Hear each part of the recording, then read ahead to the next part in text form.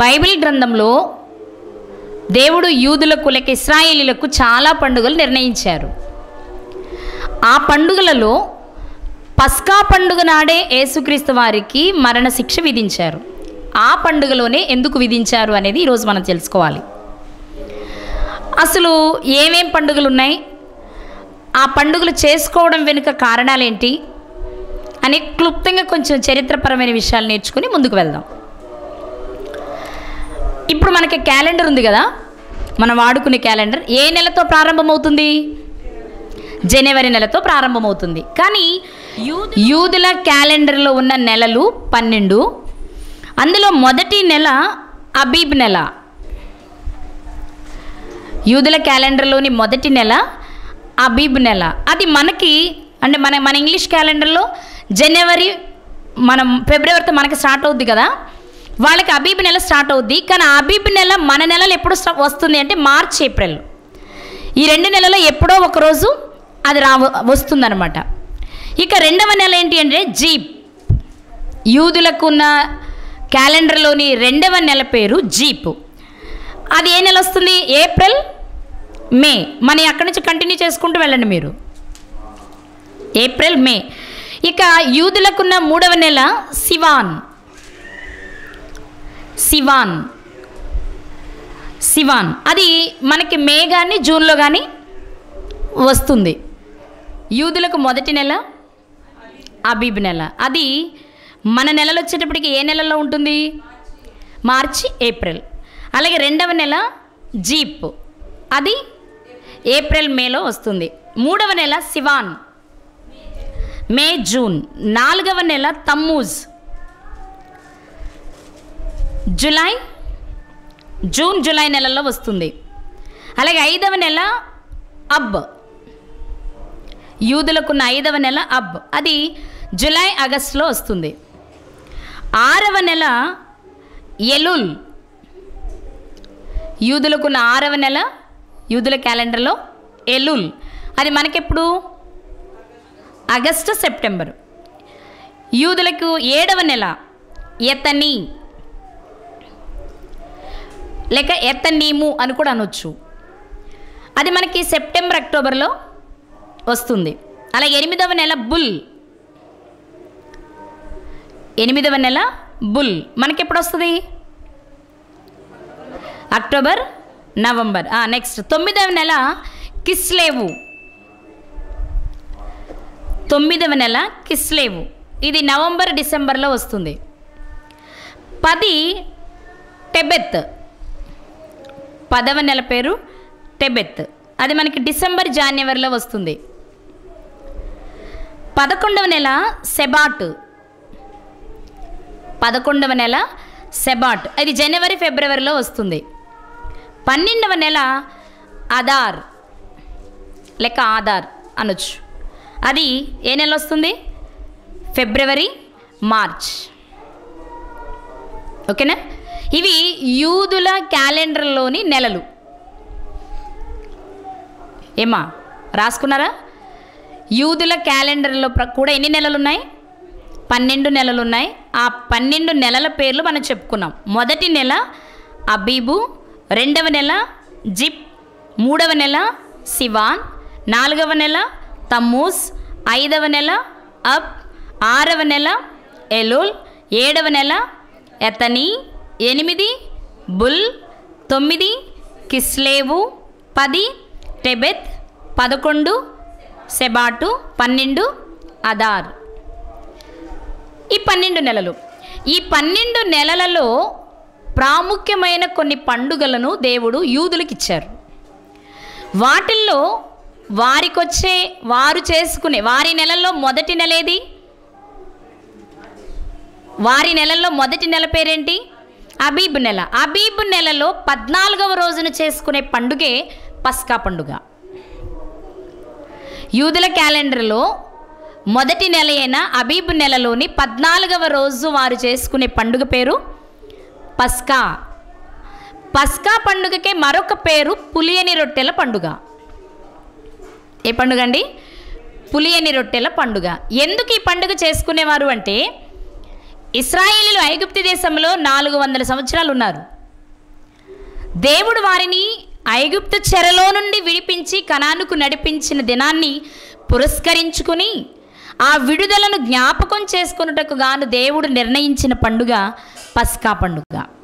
అంటే ఐగుప్తు నుంచి విడుదల పొందిన దానికి జ్ఞాపకార్థముగా వారు చేసుకునే పండుగే పస్కా పండుగ. దానికే మరొక పేరు పులియని రొట్టెల పండుగ. ఓకే, ఇక రెండవ పండుగ వాళ్ళ క్యాలెండర్ ప్రకారం 3వ నెలలో వస్తుంది. అనగా ఏ నెల చెప్పాలి? సివాన్, వారి నెల 3వ నెల. ఏ పండుగ? 3వ నెల ఏది? సివాన్. సివాన్ పండుగ రోజున వీళ్ళు ఏం చేసుకునేవారు అంటే పెంతుకోస్తు పండుగ చేసుకునేవారు. ఏ పండుగ అండి? పెంతుకోస్తు పండుగ. ఈ పెంతుకోస్తు పండుగ అనేది పస్కా పండుగ వెళ్ళిపోయిన 50 రోజుల తర్వాత వచ్చే పండుగ. పస్కా పండుగ వెళ్ళిన 50 రోజులకు వచ్చే పండుగే పెంతుకోస్తు పండుగ. ఉందా? మీరు చదివారా పెంతుకోస్తు పండుగ గురించి? ముఖ్యంగా మనకి ఎక్కడ కనిపిస్తుంది? అపోస్తల కార్యం 2వ అధ్యాయంలో బలమైన గాలి చేత పరిశుద్ధాత్మ దిగివచ్చిన సందర్భం ఏ పండుగ అంటే పెంతుకోస్తు పండుగ. ఓకేనా? ఇది పస్కా వెళ్ళిపోయిన 50 రోజులకు వస్తుంది. ఈ పండుగను ఎందుకు చేసుకునేవారు అంటే దేవుడు ఇశ్రాయేలు ప్రజలకు ధర్మశాస్త్రాన్ని ఇచ్చారు. ఆ పొందిన ధర్మశాస్త్రాన్ని జ్ఞాపకం చేసుకుంటూ ఒక పండుగను ఆచరించేవారు. అదే పెంతుకోస్తు పండుగ. ఇక 3వ పండుగ పేరు శృంగధ్వని పండుగ. 3వ పండుగ పేరేంటి? శృంగధ్వని పండుగ. ఇది వారి యొక్క 7వ నెలలో వస్తుంది. యూదులకున్న 7వ నెల పేరేంటి చెప్పాలి? ఎతని కదా. ఆ పండుగ రోజున మొదటి తేదీన శృంగధ్వని పండుగ చేసుకునేవారు యూదులు. మనం ఎందుకు వచ్చాం ఇక్కడికి? పస్కా పండుగ నాడే యేసుక్రీస్తు వారికి మరణశిక్ష ఎందుకు విధించబడింది అంటే మిగిలిన పండుగలు ఏమన్నాయో తెలియాలి కాబట్టి వాటి గురించి మాట్లాడుకుంటున్నాం. మనం చెప్పుకుంటున్న 3వ పండుగ ఏ పండుగ? శృంగధ్వని పండుగ. ఇది ఎతని మాసంలో వస్తుంది. ఇది 7వ నెల వారికి. ఓకేనా? ఇక 4వ పండుగ పర్ణశాలల పండుగ. ఏ పండుగ అండి? పర్ణశాలల పండుగ. దీనినే ఫల సంగ్రహ పండుగ అని కూడా అంటారు. ఈ పండుగను ఏమంటారు? ఫల సంగ్రహ పండుగ అంటారు. ఎందుకు ఈ పండుగను ఎందుకు చేసుకుంటారు ఏంటి అంటే ఈ పండుగ కూడా 7వ నెలలోనే చేసుకుంటారు. 7వ నెల ఏది? ఎతనీలే చేసుకుంటారు. కానీ ఏ తారీఖుని చేసుకుంటారు అంటే ఏ రోజుల్లో చేసుకుంటారు అంటే 15వ రోజు నుండి 7వ నెలలో 15వ రోజు నుండి 22 రోజుల మధ్యలో చేసుకునే పండుగ ఇది. 7 రోజుల పండుగ. అర్థమైందా? ఈ పండుగ పేరేంటి? పర్ణశాలల పండుగ. దీన్ని ఎందుకు చేసుకునేవారు అంటే వీళ్ళకు ఫల సంగ్రహం అంటే పంట చేతికొచ్చిన తర్వాత కృతజ్ఞతగా పర్ణశాలలు కట్టుకొని పండుగను ఆచరించేవారట. అంటే ఫలం చేతికొచ్చింది, పంట చేతికొచ్చిన తర్వాత దానికి కృతజ్ఞతగా వారు చేసుకునే పండుగే పర్ణశాలల పండుగ లేదా ఫల సంగ్రహ పండుగ. రాసుకోండి, ఇవన్నీ చాలా ముఖ్యమైన విషయాలే. ఓకే, ఫల సంగ్రహ పండుగ. ఇక 5వ పండుగ ప్రతిష్ఠ పండుగ. 5వ పండుగ ఏంటి? ప్రతిష్ఠ పండుగ. ఏం ప్రతిష్ఠ అంటే ఆలయ ప్రతిష్ఠ పండుగ. మన క్రొత్త నిబంధనలో ఆలయ ప్రతిష్ఠ పండుగ రోజునే యేసుక్రీస్తు వారిని పట్టుకోవడానికి ప్రయత్నం చేస్తారు. అర్థమవుతుందా? ఈ పండుగను ఎప్పుడు చేసుకుంటారు అంటే వారి యొక్క అంటే యూదుల యొక్క 9వ నెలలో చేసుకుంటారు. యూదుల యొక్క 9వ నెలలో చేసుకుంటారు. 9వ నెల పేరేంటి? కిస్లేవు. Very good. ఏ పేరు? కిస్లేవు. కిస్లేవు మాసంలో అనగా 9వ మాసంలో 2వ తారీఖున చేసుకునే పండుగే ఏ పండుగ? ఆలయ ప్రతిష్ఠ పండుగ. దీన్ని ఎందుకు చేసుకునేవారు అంటే సిరియనులు యెరూషలేము దేవాలయం మీద దండయాత్ర చేసి దానిని అపవిత్రపరిచిన తరువాత మరలా దాన్ని శుద్ధి చేసుకొని శుద్ధి అయిన దినమును ప్రతిష్ఠ పండుగగా ఆచరించేవారట. అంటే ఆలయాన్ని పాడు చేశారు, మరలా దానిని పవిత్రపరచుకున్న దానికి ఒక దినాన్ని నిర్ణయించుకొని ఆలయ ప్రతిష్ఠ పండుగ అనే పేరుతో ఆ పండుగను జరుపుకునేవారట. ఇదెన్నో పండుగ? 5వ పండుగ. ఇక ముఖ్యమైన పండుగలలో మరొక ప్రాముఖ్యమైన పండుగ పూరీము పండుగ. ఏం పండుగ అండి? పూరీము పండుగ. ఇది వారి యొక్క 12వ నెల. యూదుల 12వ నెల పేరేంటి? అదార్. ఆ పండుగలో 14, 15 తేదీలలో పూరీము పండుగను చేసుకునేవారు. ఈ పండుగను ఎందుకు చేసుకునేవారు అంటే ఎస్తేరు గ్రంథంలో కనిపిస్తుంది మనకి ఈ పండుగ. యూదుల మీద కుట్ర చేసిన వారెవరు? హామాను కుట్ర నుండి తప్పించబడిన తర్వాత కృతజ్ఞతగా ప్రారంభించిన పండుగ పేరే పూరీము పండుగ. అర్థమవుతుందండి? పూరీము పండుగ యొక్క ప్రాధాన్యత ఏంటి? హామాను కుట్ర నుండి విడిపించబడిన తర్వాత కృతజ్ఞతగా చేసుకునే పండుగ. సిరియనులు దేవాలయాన్ని అపవిత్రపరిచిన తర్వాత శుద్ధి చేసుకునే పండుగే ఆలయ ప్రతిష్ఠ పండుగ. పంట చేతికొచ్చిన తర్వాత కృతజ్ఞతగా చేసుకునే పండుగే పర్ణశాలల పండుగ. అలాగే శృంగధ్వని అంటే ఆనందముతో కొమ్ము ఊది చేసుకునే పండుగే శృంగధ్వని పండుగ. పస్కా తర్వాత 50 రోజుల తర్వాత ధర్మశాస్త్రాన్ని దేవుడు వారికి ఇచ్చినందుకు గాను కృతజ్ఞతగా చేసుకునే పండుగే పెంతుకోస్తు పండుగ. ఇక వారి సంవత్సరంలో మొదటిది విమోచనకు సంకేతంగా ఐగుప్తు నుండి వచ్చేశారు ఇశ్రాయేలీలు. ఐగుప్తు చెర నుంచి విడుదల పొందిన సందర్భంగా చేసుకునే పండుగే పస్కా పండుగ.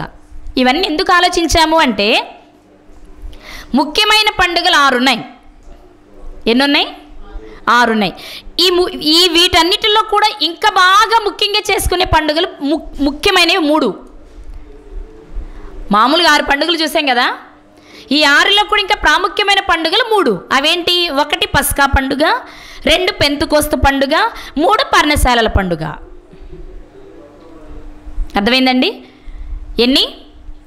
6 పండుగలు ఉన్నాయి. కానీ వాటిలో ఈ 3 పండుగలు మాత్రం అందరూ చేసుకోవాలి, అందరూ కలుసుకోవాలి. వాటిల్లో ముఖ్యమైనవి ఏంటి అంటే 1 పస్కా పండుగ లేక పులిని రొట్టెల పండుగ, 2 పెంతుకోస్తు పండుగ, 3 పర్ణశాలల పండుగ లేక ఫల సంగ్రహ పండుగ. ఈ 3 పండుగలలో ఖచ్చితంగా పురుషులందరూ దేవాలయానికి వెళ్ళాలి. ఈ 3 పండుగలకు మాత్రం, అంటే మిగిలిన పండుగల్లో కలుసుకున్నా కలుసుకోకపోయినా, వెళ్ళినా వెళ్ళకపోయినా ఖచ్చితంగా ఈ 3 పండుగల్లో మాత్రం ఒకసారి చూద్దాం. ఈ 3 పండుగలకు నిజంగా అటెండ్ అవ్వాలో లేదో, బైబిల్ చెప్తుందో లేదో చూద్దాం. నిర్గమాకాండము 23వ అధ్యాయము, నిర్గమాకాండము 23వ అధ్యాయము 14వ వచనం. నిర్గమాకాండము 23వ అధ్యాయము 14వ వచనం. సంవత్సరమునకు 3 మారులు నాకు పండుగ ఆచరింపవలెను, పులియని రొట్టెల పండుగ ఆచరింపవలెను. నేను నీకు ఆజ్ఞాపించినట్లు అబీబు నెలలో నీవు ఐగుప్తులో నుండి బయలుదేరి వచ్చితివి గనుక ఆ నెలలో నియామక కాలమందు 7 దినములు పులియని రొట్టెలను తినవలెను. పులియని రొట్టెలు తింటారు కనుక పస్కా పండుగకు ఇంకో పేరు పులియని రొట్టెల పండుగ. ఓకేనా? ఏ నెలలో జరుపుకోవాలో కూడా ఇక్కడ వ్రాయబడింది. ఏ నెల? అబీబు నెల. ఓకేనా? అలాగే తర్వాత 2వది 16వ వచనంలో చూస్తాం మనం, 3వది అక్కడే చూస్తాం. కానీ 17వ వచనంలో ఉన్న మాటను ఒకసారి మనం చూద్దాం. నిర్గమాకాండము 23వ అధ్యాయము 17వ వచనం. సంవత్సరమునకు 3 మారులు పురుషులందరూ ప్రభువైన యెహోవా సన్నిధిని కనబడవలెను. ఈ మాట కొరకే మనం ఇక్కడికి వచ్చాం. అంటే యూదులకు పండుగలుగా ఉన్నవి 6 అయినా అందులో ఖచ్చితంగా చేసుకోవలసినవి 3. ఈ 3 పండుగల సందర్భంలో కూడా ఖచ్చితంగా పురుషులు ఏం చేయాలి? ప్రభువైన యెహోవా సన్నిధిలో కనబడాలి. అర్థమవుతుందా? ఆ 3 ఏంటి? 1 పస్కా, 2 పెంతెకోస్తు, 3 పర్ణశాలల పండుగ. ఈ 3 పండుగలలో ఖచ్చితంగా పురుషులు దేవుని సన్నిధిలో కనబడాలి. అయితే ఇప్పుడు మన ప్రశ్న ఏంటంటే, ముఖ్యమైనవి 3 పండుగలైనప్పుడు పస్కా పండుగ రోజునే ఎందుకు మరణం జరగాలి? పెంతెకొస్తు పండుగ రోజున జరగవచ్చు కదా, లేక పులిని రొట్టెల పండుగ రోజు జరగవచ్చు కదా. పస్కా పండుగ నాడే ఎందుకు శిక్ష విధించారు? ఒక ప్రాముఖ్యమైన మాట మనం ఆలోచిస్తే, పిలాతు గారి దగ్గరకు యేసుక్రీస్తు వారిని తీసుకుని వెళ్ళిన తర్వాత పిలాతు గారు ప్రజలను అడిగారు ఒక మాట, ఏమని? ఈ పండుగలో ఒక ఖైదీని విడిపించుట మనకు అలవాటు కదా, నేను మీ రాజుని విడిపించనా అని అడిగారు. అర్థమవుతుందా? ఎందుకు ఒకరిని విడిపించే లేక ఒక శిక్ష అనుభవిస్తున్న ఒక వ్యక్తికి విడుదలనిచ్చే సంప్రదాయం అప్పుడు ఎందుకుంది? ఆ పండుగకి ఎందుకు విడిపించాలి? మిగిలిన పండుగలు కూడా ఉన్నాయి కదా, ఆ పండుగకి ఎందుకు విడిపించాలి? మీకు వెంటనే స్ట్రైక్ అవ్వాల్సింది ఏంటంటే, అది విడుదల కలిగించిన పండుగ. పస్కా పండుగను చేసుకోమని ఎందుకు చెప్పారు దేవుడు? మీరు ఐగుప్తులో నుంచి విడుదల చేయబడ్డారు, విడుదలకు సంకేతమైన పండుగ కనుకనే ఆ పండుగకు ఖచ్చితంగా అధికారులు ఏం చేసేవారు? ఒక ఖైదీని విడిపించేవారు అన్నమాట. అర్థమవుతుందా? ఎందుకు మీకు ఒక ఖైదీని విడుదల చేసే సంప్రదాయం అప్పటికి ఉంది. అందుకే బరబ్బాని విడుదల చేయాలా, యేసుక్రీస్తుని విడుదల చేయాలని ఆలోచన వచ్చినప్పుడు ప్రజలు ఏమన్నారు? మాకు బరబ్బానే కావాలి అన్నారు. అందుకు బరబ్బాని విడుదల చేశారు. అంటే ఆ పండుగలో ఖచ్చితంగా ఒక ఖైదీని, ఒక దోషిని క్షమాభిక్ష పెట్టి విడుదల చేసే సంప్రదాయం ఉంది. కారణం, ఒకనాడు వారు విడుదల పొంది బయటకు వచ్చిన దానికి గుర్తుగా. అర్థమైందా? ఓకే, ఇప్పుడు మనం ఆలోచిస్తుంది ఏంటి అంటే, యేసుక్రీస్తు ప్రభువారు పెంతెకొస్తు పండుగ రోజున కానీ అనుకుంటే 50 రోజుల తర్వాత ఆయన బంధించవచ్చు. పర్ణశాలల పండుగలో కానీ కాకుండా పస్కా పండుగ నాడే శిక్ష విధించడానికి కారణం ఏంటి అంటే, చాలా విషయాలు మనం నేర్చుకోవచ్చు ఇక్కడ. అదేంటి అంటే, మనమంతా ఆజ్ఞను అతిక్రమించి పాపం చేశాం. మొదటి మనిషి అయిన ఆదాము గారి దగ్గర నుండి లోకంలోనికి ఏమొచ్చింది? పాపం వచ్చింది. ఇప్పుడు యేసుక్రీస్తు వారు ఈ లోకానికి ఎందుకు వచ్చారు? ఈ లోకానికి ఎందుకు వచ్చారు? పాపులను విడిపించడానికి, పాపము నుండి మనలను రక్షించడానికి. అంతే కదా, తిమోతి పత్రికలో వ్రాయబడిన మాట, పాపులను రక్షించుటకు క్రీస్తు యేసు ఈ లోకమునకు వచ్చెను. ఇప్పుడు విడిపించాలి కనుక విడిపించే పండుగకు సంకేతమైన పస్కా పండుగ రోజునే ఆయన విడుదల కలిగించాలి. నా పాయింట్ క్యాచ్ చేస్తున్నారా? పస్కా పండుగ రోజునే జరగడానికి కారణం ఏంటంటే, పస్కా పండుగ విమోచనకు సంకేతం, ఐగుప్తు చెర నుండి. మరి యేసుక్రీస్తు వారు అప్పుడే ఎందుకు జరగాలి? అప్పుడే ఆయనకి శిక్ష ఎందుకు విధించాలి అంటే, పాపము నుండి విమోచించడానికి వచ్చిన ఆయన కనుక మనలను విమోచించాలి కనుక విమోచనకు సంకేతమైన పండుగలోనే ఆయన మరణించాలి. అర్థమవుతుందా? అందుకే మనకి బైబిల్లోని ఒక వచనం దాన్ని బాగా బలపరుస్తుంది. ఒకసారి చూద్దాం. కొరింథీయులకు రాసిన మొదటి పత్రిక, కొరింథీయులకు రాసిన మొదటి పత్రిక 5వ అధ్యాయము 7వ వచనం. కొరింథీయులకు రాసిన మొదటి పత్రిక 5వ అధ్యాయము 7వ వచనం. మీరు పులిపిండి లేనివారు గనుక క్రొత్త ముద్ద అవుటకై ఆ పాతదైన పులిపిండిని తీసి పారవేయుడి అంటూ, ఇంతేకాక చెప్పాలి, క్రీస్తు అను మన పస్కా పశువు వధింపబడెను. యేసుక్రీస్తు వారు ఎవరింతకి? పస్కా పశువు. అర్థమైందా? పస్కా పశువు. ఇక్కడ మనం చాలా విషయాలు నేర్చుకోవాలి. పస్కా పశువు ఏంటి? పస్కాకు పశువు ఉంటుందా? ఉంది. ఎలా ఉంది అంటే, పస్కా పండుగను ఎలా చేసుకోమని దేవుడు చెప్పారో తెలిస్తే మనకి ఈజీగా యేసుక్రీస్తు వారు ఎందుకు పస్కా పశువు అయ్యారో అర్థమైపోతుంది. నిర్గమాకాండము 12వ అధ్యాయము 2వ వచనం నుండి చదువుదాం. నెలలలో ఈ నెల మీకు మొదటిది, ఇది మీ సంవత్సరమునకు మొదటి నెల. ఏ నెలది? అబీబు నెల. మీరు ఇశ్రాయేలీల సర్వసమాజముతో ఈ నెల దశమి నాడు వారు తమ తమ కుటుంబముల లెక్క చొప్పున ఒక్కొక్కడు గొర్రెపిల్లనైనను మేకపిల్లనైనను అనగా ప్రతి ఇంటికి ఒక గొర్రె పిల్లనైనను ఒక మేక పిల్లనైనను తీసుకొనవలెను. ఆ పిల్లను తినుటకు ఒక కుటుంబము చాలకపోయిన ఎడల వాడును వాని పొరుగువాడును తమ లెక్క చొప్పున దాన్ని తీసుకొనవలెను. ఆ గొర్రె పిల్లను భుజించుటకు ప్రతి వాని భోజనము పరిమితిని బట్టి వారిని లెక్కింపవలెను.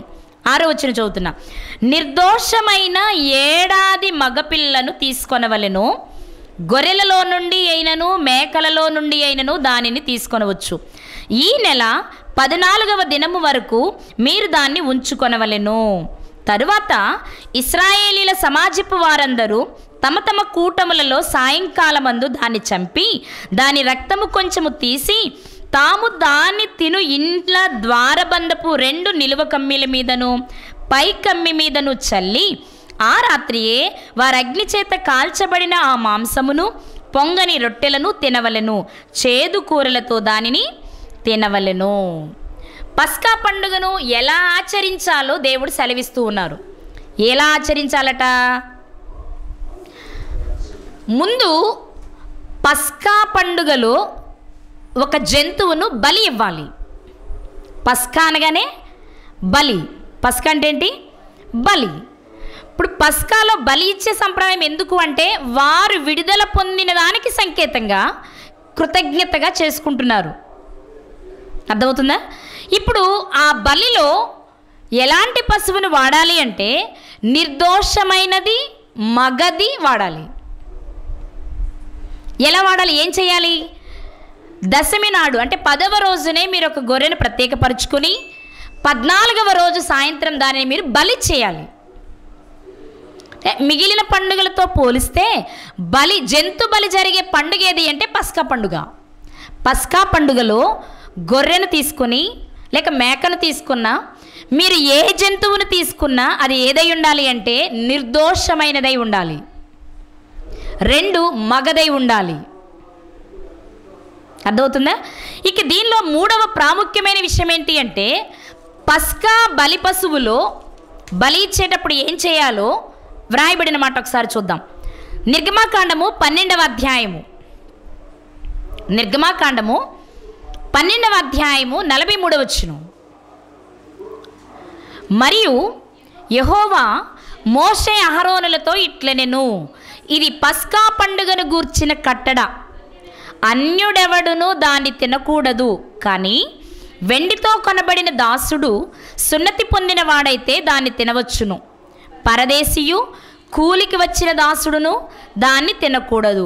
మీరు ఒక్క ఇంటిలోనే దాన్ని తినవలెను. దాని మాంసములో కొంచెమైనను ఇంటిలో నుండి బయటకు తీసుకొని పోకూడదు అంటూ ఒక మాట వ్రాయబడింది. దానిలో ఒక్క ఎముకనైనను మీరు విరవకూడదు. ఏం చేయకూడదు? పస్కా బలి పశువు యొక్క ఎముక విరవకూడదు. ఇప్పుడు కొన్ని విషయాలు అర్థమైంది మనకేమని? పస్కాలో బలి జరుగుతుంది. ఆ బలికి గొర్రెను కానీ మేకను కానీ తీసుకుంటారు. అది నిర్దోషమైనదై ఉండాలి, మగదై ఉండాలి ఖచ్చితంగా. ఇక అందులోని మరొక ప్రాముఖ్యమైన విషయం ఏంటి అంటే ఆ పస్కా బలి ఇచ్చిన తర్వాత దాన్ని వండుకుని తినేటప్పుడు దాన్ని అన్యుడు తినకూడదు, ఇశ్రాయేలీలే తినాలి. అన్యులో ఎవరు తినొచ్చు అంటే అన్యులుగా అప్పటి వరకు ఉన్నవారు సున్నతి పొందిన వారైతే మరలా వీరి జాబితాలో చేరతారు, వీరు తినొచ్చు. అయితే ఆ పస్కాని వధించిన తర్వాత దాన్ని వండుకుని తినేటప్పుడు ఖచ్చితంగా ఏం చేయకూడదు అంటే దాని ఎముకలలో ఒకటి కూడా విరవకూడదు. ఇది పస్కాలో వాడే పశువు యొక్క లెక్క దాన్ని ఎలా వాడాలో దేవుడు చెప్పిన ఒక ఆజ్ఞ అన్నమాట. ఇప్పుడు ఇవన్నీ యేసుక్రీస్తు వారికి అప్లై అవుతాయో లేదో చూద్దాం మనం. యేసుక్రీస్తు వారు నిర్దోషేనా? చివరికి ఆయనతో పాటు సిలువ వేసిన దొంగలు కూడా మాట్లాడిన విషయం మనకు తెలుసు. చివరిగా మార్పు చెందిన వ్యక్తి ఏమన్నాడు? మనకైతే ఈ శిక్ష న్యాయమే, కానీ ఇతడైతే ఏ దోషము చేయలేదు, ఇతడు నిర్దోషి అని. అంటే ఆయన జీవితంలో ఆఖరి క్షణము వరకు నిర్దోషిగానే జీవించారు. అలాగే యేసుక్రీస్తు వారు ఎవరు? మగ శిశువు లేక మగ పిల్లవాడు, అంతేనా? అంటే పస్కాలో ఎలాంటి పశువుని ఇవ్వాలో ఆ లక్షణాలు ఎవరికి ఉన్నాయి చెప్పాలి? ఎవరికి ఉన్నాయి? యేసుక్రీస్తు వారికి ఉన్నాయి. ఇక ప్రాముఖ్యమైన విషయం ఏంటి అంటే యేసుక్రీస్తు వారు మరణించినప్పుడు మీకు గతంలో చెప్పాను నేను, ఎవరికైనా సిలువ మరణం విధించినప్పుడు, సిలువనే శిక్ష వేసినప్పుడు, సిలువ శిక్ష వేసిన వ్యక్తి వెంటనే చనిపోడు. చాలాసేపు ఆ బ్లడ్ అంతా పోయి ఎప్పటికో నీరసించి చనిపోతాడు. ఇప్పుడు మరుసటి దినం ఏదైనా వారికి పని ఉంటే, ప్రాముఖ్యమైన పండుగలు కానీ వారాలు కానీ ఉన్నట్లయితే వాళ్ళు ఏం చేసేవారంటే, సిలువ వేయబడిన వారి యొక్క కాళ్ళు చేతులు విరగొట్టేవారు. అవి విరిగిపోవడం వల్ల ఏం జరిగేది, త్వరగా వేరవుతాయి కదా. ఇప్పుడు మోకాళ్ళ మీద కొట్టారండి, మోకాళ్ళ దగ్గర విడిపోయింది చర్మం, అప్పుడు ఇంకా బాధ కదా. త్వరగా మనిషి కృషించిపోయి చనిపోవడానికి అవకాశం ఉంది, తక్కువ సమయంలో చనిపోతారన్నమాట. అందుకు వాళ్ళు అలా శిక్షించి చంపేవారు. ఇప్పుడు యేసుక్రీస్తు వారు చనిపోగానే ఒక సైనికుడు వచ్చారు. ఎందుకు, మరుసటి దినం విశ్రాంతి దినం కనుక, విశ్రాంతి దినంలో ప్రవేశించే ముందు ఏం చేయాలి, వీరిని సిలువ మీద నుండి దించేయాలి. సిలువ మీద నుంచి దించాలి అంటే అప్పటికి వారు మరణించాలి. వారు మరణించాలి అంటే వారు వేసిన శిక్షతో పాటు కాళ్ళు చేతులు విరగొట్టాలి. ఆయనతో పాటు సిలువ వేసిన ఇద్దరిని విరగొట్టారు. యేసుక్రీస్తు వారి దగ్గరకు వచ్చేటప్పటికి అప్పటికే ఆయన మరణించారు కనుక ఆయనను కాళ్ళు చేతులు విరగొట్టలేదు. అయితే అక్కడ వ్రాయబడిన మాట ఒకసారి మనం చూద్దాం. యోహాను సువార్త 19వ అధ్యాయము, యోహాను సువార్త 19వ అధ్యాయము 33 నుండి చూద్దాం. వారు యేసునొద్దకు వచ్చి అంతకు ముందే ఆయన మృతి పొంది ఉండుట చూచి ఆయన కాళ్ళు విరగొట్టలేదు, కానీ సైనికులలో ఒకడు ఈటెతో ఆయన ప్రక్కను పొడిచెను, వెంటనే రక్తమును నీళ్లును కారెను. చాలండి. త్వరగా చనిపోవడానికి కాళ్ళు చేతులు విరగొట్టాలి, కానీ యేసుక్రీస్తు వారు అప్పటికే చనిపోయారు కనుక, అయినా వీళ్ళకేదో సందేహం, నిజంగా చనిపోయారా లేదా అని. ఒకవేళ చనిపోకపోతే చనిపోవడానికి కానీ, చనిపోయారు గనుక కాళ్ళు విరగొట్టట్లేదు, ఒకవేళ ఏమైనా ప్రాణం ఉంటే పోవడానికి వీలుగా వారు ఏం చేస్తున్నారు, ప్రక్కలో పొడిచారు. ఇప్పుడు ఏం జరుగుద్ది, ప్రక్కలో పొడిచాక ఆటోమేటిక్గా ఒకవేళ ఏదైనా కొర ప్రాణం ఉన్నా చనిపోతారు. కానీ యాక్చువల్ యేసుక్రీస్తు వారు అప్పటికే మరణించారు కనుక కాళ్ళు విరగొట్టట్లేదు, అయినా ఏమైనా ఒకవేళ ఉందేమో అనే డౌట్తో ఏం చేశారు, ఈటితో పొడిచారు. కానీ అది జరిగిన తర్వాత దాన్ని గురించి చెప్తూ వ్రాయబడిన మాట ఇప్పుడు మనం చూద్దాం. 35వ వచనం. ఇది చూచిన వాడు సాక్ష్యమిచ్చుచున్నాడు, అతని సాక్ష్యము సత్యమే, మీరు నమ్మునట్లు అతడు సత్యము చెప్పుచున్నాడని ఆయన నెరుగును అంటూ 36వ వచనంలో ఏం రాయబడిందంటే, అతని ఎముకలలో ఒకటైనను విరవబడదు అను లేఖనము నెరవేరునట్లు ఇవి జరిగెను. ఇంతకెందుకు ఇది జరిగిందట, లేఖనం నెరవేరాలి. ఏంటి లేఖనం, ఎక్కడుంది లేఖనం, లేఖనాలలో ఏం రాయబడింది, అతని ఎముకలలో ఒకటైనను విరవబడకూడదు. ఎక్కడుంది లేఖనం అని చూస్తే కీర్తనల గ్రంథము 34వ కీర్తన 20వ చరణం. ఆయన వాని ఎముకలన్నిటినీ కాపాడును, వాటిలో ఒక్కటి అయినను విరిగిపోదు. ఇది ప్రవచనం, బాగా వినండి, నన్ను చూడండి. ఇది కీర్తనల గ్రంథం 34వ కీర్తనలో ఉంది. ఈ కీర్తన ఎవరు రాశారు, దావీదు గారు రాశారు. దావీదు గారి ఎముకల గురించి వ్రాయబడిన మాట ఇది, చెప్పాలి. దావీదు గారి ఎముకల గురించి వ్రాయబడిన మాట, ఆయనది సహజ మరణమే కదా, సిలువ మరణం కాదు కదా. కానీ ఆయన వ్రాసిన కీర్తనలో ఈ పదం ఉంది అంటే భవిష్యత్తులో వచ్చే క్రీస్తుని గురించిన ప్రవచనం. ఈ ప్రవచనం ఎక్కడెందుకు ఉంది అంటే, ముందే దేవుడు నిర్గమాకాండంలో పస్కా పండుగలోని పశువుగా యేసుక్రీస్తు వారిని ఆయన దృష్టిలో ఉన్నారు కనుక ఆ విషయాన్ని ముందే తెలియచేశారు. పస్కా పశువు యొక్క ఎముక విరగకూడదు.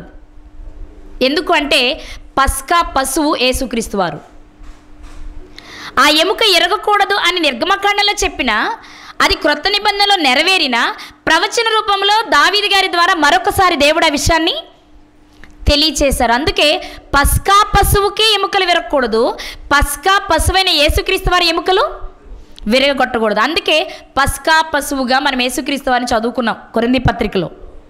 అంటే ఇప్పుడు మనకు అర్థం కావాల్సింది ఏంటి అంటే, యేసుక్రీస్తు వారు పస్కా పశువుగా ఎందుకు మనకు పరిచయం చేయబడ్డారు అంటే, ఒకనాడు పస్కా పండుగల్లో వారు తీసుకున్న పశువు ఏ లక్షణాలు కలిగినదై ఉండాలో ఆ ప్రతి లక్షణం యేసుక్రీస్తు వారికి వర్తిస్తుంది కనుక.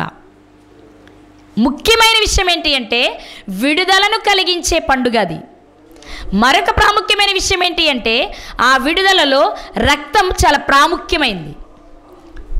పస్కా పశువుని వధించిన తర్వాత ఆ రక్తాన్ని ఎక్కడ పూయమన్నారు దేవుడు? 2 నిలువ కమ్మీలు, 1 అడ్డ కమ్మి. ఆ గుర్తుని మీరు ఒకసారి ఊహించండి ఎలా ఉంటుందో. 2 నిలువ కమ్మీలు, 1 అడ్డ కమ్మి. ఎలా ఉంది? ఏ షేపు? సిలువ. అర్థమైందా? అంటే అక్కడేమో పశువు రక్తాన్ని తీసి సిలువ రూపంలో వేస్తే అది ఆ రోజు దేవుడు కోరుకున్న పస్కా పండుగ. ఆ రక్తాన్ని, ఆ రక్తం వేసిన గుర్తు యొక్క సాదృశ్యాన్ని ఇప్పుడు మన క్రొత్త నిబంధనలు అప్లై చేసుకోగలిగితే యేసుక్రీస్తు ప్రభువారు సిలువలో చిందించిన రక్తమే పాపికి విమోచన. అర్థమైందా? అసలు మనం ఐగుప్తు దేశంలో జరిగిన సన్నివేశాన్ని చూస్తే ఐగుప్తు దేశంలో నుండి విడుదల పొందడానికి చివరిగా చేసిన సూచక్రియ ఏంటి? ఐగుప్తు దేశంలో సామాన్యుడు మొదలుకొని రాజు యొక్క ప్రతి ఇంటిలో కూడా తొలిచూలు మగపిల్లవాడు చనిపోయాడు. అవునా? కానీ ఇశ్రాయేలీయుల కుటుంబాలలో అది జరగకుండా ఉండడానికి దేవుడు ఏం చేయమన్నారు? రక్తాన్ని ఇంటి గడప కమ్ములకు రాయమన్నారు. అక్కడ వ్రాయమన్న గుర్తు అదే. పస్కా పండుగను ఆచరించమని చెప్పినప్పుడు ఆ పశువు రక్తాన్ని తీసి చేయమన్న గుర్తు అదే. యేసుక్రీస్తు వారు చిందించిన రక్తానికి సాదృశ్యమైన సిలువ కూడా అదే గుర్తు. అంటే ప్రారంభము నుండి కూడా యేసుక్రీస్తు వారు రక్తాన్ని చిందించి విడిపించాలి. ఆ రక్తం యొక్క సాదృశ్యం ప్రారంభము నుండి దేవుడు తెలియచేస్తూనే వచ్చారు. కాబట్టి పస్కా పండుగలోని యేసుక్రీస్తు వారు మరణించడానికి కారణం ఏంటి అంటే పస్కా పండుగ ఏ ఉద్దేశంతో దేవుడు ఏర్పాటు చేశారో అది యేసుక్రీస్తు వారిలో నెరవేరాలి అంటే ఇప్పుడు యేసుక్రీస్తు వారు ఏ పండుగలో మరణించాలి? పస్కా పండుగలోనే మరణించాలి. విడుదల కలిగించే పండుగ అది కదా, విడుదల కలిగించే పండుగ. అవునా? అంటే మనం ఇంకో ఆధారాన్ని కూడా చూడొచ్చు. పిలాతు విడుదల చేస్తానన్నప్పుడు ప్రజలు ఏమన్నారు? యేసుక్రీస్తు వారిని వద్దన్నారు. కానీ ఆ పండుగలో విడుదల పొందిన వ్యక్తి ఎవరు? బరబ్బా గారు. అవునా? బరబ్బాని కూడా విడుదల చేయడానికి యేసుక్రీస్తు వారి జీవితం ఉపయోగపడింది. అక్కడ ఆఖరి క్షణం వరకు కూడా అంటే ఆయన బ్రతుకుండి విడుదల కలిగించే పనే చేశారు. ఆయన మరణము శాశ్వత విమోచన ఇచ్చింది మనిషికి. అర్థమవుతుందా? ఇప్పుడు యేసుక్రీస్తు వారు పస్కా పశువు గనుక సిలువలో ఆయన చిందించిన రక్తమే మానవాళి పాపమునకు విమోచన కనుక ఇప్పుడు ఈయన ఖచ్చితంగా ఏ పండుగకు సాదృశ్యమైన బలి పశువో ఆ పండుగలోనే పశువు బలి అయినట్లుగా ఆయన బలైపోవాలి. అర్థమైందని చెప్పింది. పస్కా నాడు ఒక పశువుని ఎలా బలిచ్చి ఆ రక్తాన్ని ఎలా గడప కమ్ములకు రాయమని దేవుడు సెలవిచ్చారో అదే యేసుక్రీస్తు వారి జీవితంలో నెరవేరుతున్నప్పుడు ఆయన అదే బలి పశువుల బలి అయిపోయి ఆయన రక్తము ప్రపంచ మానవాళికి విమోచన ఇవ్వాలి. ఈ రెండు జరగాలి అంటే ఖచ్చితంగా ఆయన మరణం కూడా ఏ పండుగలో జరగాలి? పస్కా పండుగలోనే జరగాలి. అందుకే పస్కా, క్రీస్తును మన పస్కా పశువు అన్నారు. అందుకే బాప్తిసమిచ్చి యోహాను గారు కూడా ప్రకటన చేస్తూ ఏం విషయం చెప్పారు? లోక పాపములను మోసుకొని పోవు దేవుని గొర్రెపిల్ల. ఎందుకన్నారు అలా? లోక పాపమును తీసివేయాలి. ఆయన ఒక బలి పశువు అని చెప్పడమే యోహాను గారు చెప్పిన మాట కూడా. యేసుక్రీస్తు వారు ఎవరిని పరిచయం చేస్తున్నారు? లోక పాపములను మోసుకొని పోయే గొర్రెపిల్ల. ఈ గొర్రెపిల్ల ఎలా మోసుకొని పోతుంది? తన రక్తాన్ని చిందించి ప్రతి వ్యక్తిని విడుదల చేయాలి, విడుదల చెయ్యాలి. అందుకే మనం చూసుకున్నాం ఆయన ఎముకలలో ఒక్కటి కూడా విరవకూడదు. ఎందుకంటే పస్కా పశువుకు కూడా ఎముకలు ఎరగకూడదని దేవుడు ఇచ్చారు. ఆ లేఖనం యేసుక్రీస్తు వారి జీవితంలో నెరవేరాలి. సో ఎక్కడ ఏ విషయాన్ని తీసుకున్నా పస్కా పండుగకు, పస్కా బలి పశువుకు యేసుక్రీస్తు వారికి కరెక్ట్గా మ్యాచ్ అవుతుంది. అందుకే యేసుక్రీస్తు వారిని పస్కా బలి పశువు అన్నారు. ఆనాడు పస్కాలో వారిచ్చిన బలి పశువు వారిని దేవునికి దగ్గర చేసింది. ఈరోజు యేసుక్రీస్తు వారికి చిందించిన రక్తం మనలను దేవునికి దగ్గర చేస్తుంది. అందుకే యేసుక్రీస్తు ప్రభువారు పస్కా పండుగలోనే మరణించడానికి కారణం ఏంటి అంటే, ఒకనాడు దేవుడు పరిచయం చేసుకుంటూ వచ్చిన పస్కా బలి పశువు యేసుక్రీస్తు వారే కనుక. అందుకే కొరింథీ పత్రికలో మనం చదువుకున్నాం. ఆయన మరొకసారి చదువుకుందాం ఆ మాట. కొరింథీలకు రాసిన మొదటి పత్రిక 5వ అధ్యాయము 7వ వచనం. చివరి మాట చదువుదామా. క్రీస్తు అను మన పస్కా పశువు వధింపబడెను. ఎంత ఎంత డైరెక్ట్గా రాశారు ఆయన.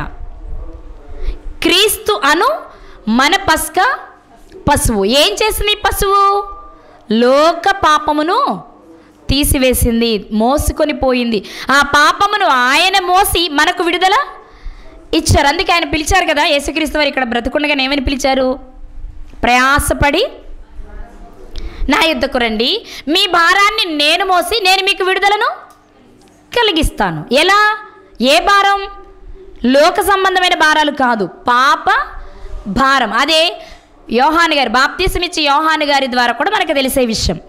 లోకమంతటి పాపమును ఆయన మోస్తూ, లోకమంతటి శాపాన్ని యేసుక్రీస్తు వారు మోస్తూ, ఆయన రక్తము ద్వారా మనకు విడుదల కలిగించిన పస్కా పశువు యేసుక్రీస్తు వారు. మరి పస్కా పశువు గనుక ఖచ్చితంగా ఆయన ఏ పండుగల బలైపోవాలి? ఏ పండుగల బలైపోవాలి? కాబట్టి ఎన్ని పండుగలు ఉన్నా ఆ పండుగలలో ఆయనకు బలి అనేది ఉండదు. లేఖనాల ప్రకారం పస్కా పండుగలోనే ఆయన మరణించాలి. అదేవిధంగానే ఆ పండుగలోనే ఆయనకు మరణం సంభవించింది. ఎందుకు అంటే ఒకటే కారణం. పస్కా పండుగను దేనికి మాదిరిగా దేవుడు చేసుకోమని చెప్పారో ఆ పస్కా పండుగలోని ప్రాముఖ్యమైన విషయాలన్నీ యేసుక్రీస్తు వారి జీవితంలో నెరవేరాలి. అలా నెరవేరినప్పుడే ఆయన రక్తం మన పాపాలను కడుగుతుంది. అందుకే యోహాను గారు రాస్తూ మొదటి పత్రికలో, యోహాను గారు రాసిన మొదటి పత్రిక 1వ అధ్యాయము 7వ వచనం. యోహాను గారు రాసిన మొదటి పత్రిక 1వ అధ్యాయము 7వ వచనం. అయితే ఆయన వెలుగులోనున్న ప్రకారము మనమును వెలుగులో నడిచిన ఎడల మనమును అన్యోన్య సహవాసము గలవారమై ఉందుము. అప్పుడు ఈ మాట పట్టుకుందాం. ఆయన కుమారుడైన యేసు రక్తము ప్రతి పాపము నుండి, ఏ పాపము నుండి? ప్రతి పాపము నుండి మనలను పవిత్రులనుగా చేయును. యేసు రక్తం మాత్రమే ఎంతటి పాపమునైనా, ఎన్ని పాపాలనైనా తీసి మనలను పవిత్రులుగా చేయగలదు. మరి ఆయన రక్తం చిందించాలి అంటే ఖచ్చితంగా దేవుడు ప్రవేశపెట్టిన పండుగలలో రక్తం చిందించబడే పండుగ ఏది అంటే పస్కా పండుగ. అర్థమైందా? రక్తం చిందించే పండుగ ఏది? పస్కా పండుగ. గనుక అదే పండుగలో యేసుక్రీస్తు వారు తన స్వరక్తాన్ని మన కొరకు ధారపోశారు. ఆ రక్తం పవిత్రమైనదని, మన పాపాలను తీయగలిగిందని గుర్తించి ఆ రక్తంలో మన పాపములను కడుక్కున్న రోజు మనకి విమోచన లేక విడుదల లేక రక్షణ కలుగుతుంది. కాబట్టి యేసుక్రీస్తు ప్రభువారు పస్కా పండుగలో మరణించడానికి కారణం ఏంటి అంటే ఆయనే పస్కా పశువు గనుక. ఎందుకు ఆయన పస్కా పశువు అంటే పస్కా పశువే మనిషి పాపాన్ని ఆనాడు తీసింది. అంటే అప్పటి వరకు చేసిన తాత్కాలిక పాపాలు ఎప్పటికప్పుడే కడగబడడానికి వీలైంది. శాశ్వత పరిష్కారం యేసుక్రీస్తు వారి రక్తం మానవాళికి ఇచ్చింది. మరి ఆ రక్తంలో నీవు కడగబడ్డావా? ఆయన వచ్చారని మనం పండుగ చేసుకుంటున్నాం. మనకి ఉన్నాయి ఈరోజు క్రైస్తవులకు పండుగలు. ఆయన వచ్చారని చేసుకునే పండుగ క్రిస్మస్, చనిపోయారని చేసుకునే పండుగ గుడ్ ఫ్రైడే, లేచారని చేసుకునే పండుగ ఈస్టర్. మనకి 3 పండుగలు ఉన్నాయి. కానీ ప్రతి సంవత్సరం మనం ఏం చెప్తున్నాం? ఆయన వచ్చారు, చనిపోయారు, తిరిగి లేచారు. వచ్చారు, చనిపోయారు, తిరిగి లేచారు. ఆయన చేసింది మాత్రమే చెప్పుకుంటున్నాం. కానీ ఆయన ఎందుకు చేశారు, నేనేం చెయ్యాలనే దగ్గరకు మాత్రం మనం రాలేకపోతున్నాం. కానీ మనం ఆలోచించాలి, ఆయన వచ్చింది నన్ను నిన్ను విడిపించుటకు లేక రక్షించుటకు.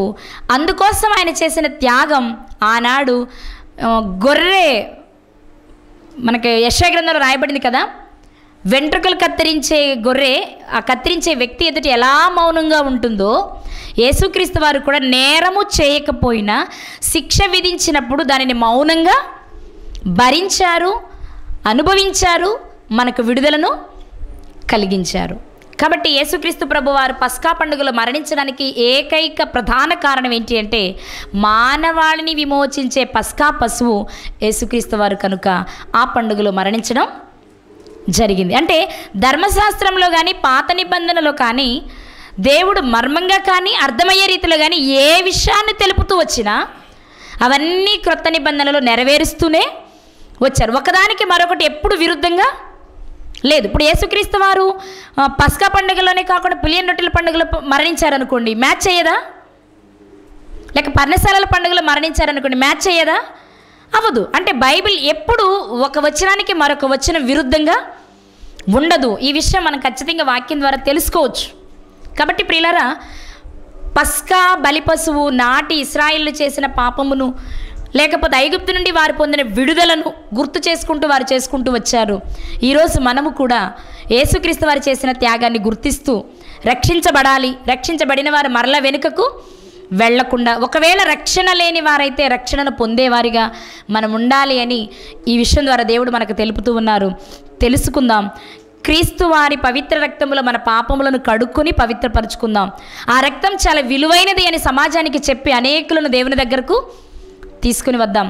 అలా ఉండుటకు మన వంతు ప్రయత్నం మనం చేసి మనకిచ్చిన ఆయుష్కాలంలో దేవుడు కోరుకున్నట్లుగా పనిని చేసి ముగించి పరలోకాన్ని స్వతంత్రించుకుందాం. ఎందుకంటే యేసుక్రీస్తు తనకు అప్పగించిన పనిని చేసి తండ్రి కుడిపార్శ్వమున ఆసీనులయ్యారు. మనము ఆ లోకం వెళ్ళాలి అంటే మనకు అప్పగించిన పనిని చేయాలి. ఆ పని చేసే పనిలో భాగంగా మన సహోదరుల కోసం మనం కూడా మన రక్తాన్ని చిందించాలంటే, అలాగే చిందించాలంటే అక్కర్లా, మన రక్తాన్ని చెమటగా మార్చి సువార్త పరిచర్యలో మనం ముందుకు కొనసాగాలి. అలా ఉండడానికి అందరూ మంచి నిర్ణయం తీసుకుందాం. అలా పనిచేసి మన ఆత్మను తండ్రికి అప్పగించుకొని పరలోకాన్ని స్వతంత్రించుకుందాం. అలా ఉండుటకు దేవుడు తన కృపను మనకు దయచేయునుగాక. ఆమేన్.